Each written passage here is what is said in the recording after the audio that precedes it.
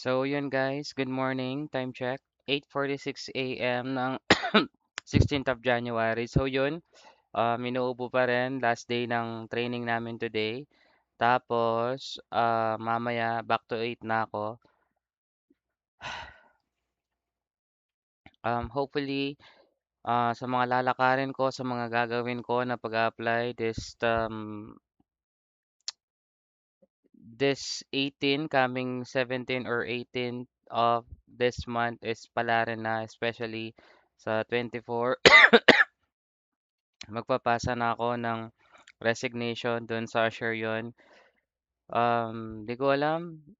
Maganda, maganda naman yung sa Asher yun, kaso di ko na alam yung iisipin. Gusto ko lang talaga so far ngayon is peace of mind at mag-work sa bahay. Gayahin yung pinsan ko na si Ate May. Shoutout sa iyo, Ate May. Kung alam ko di mo man to papanoorin, pero pag napanood mo, yun.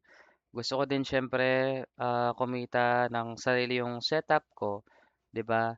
Yung PC ko, yung CPU, yung monitor, at iba pa.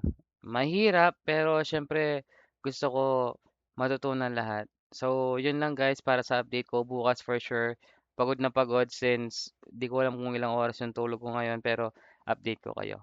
Bye!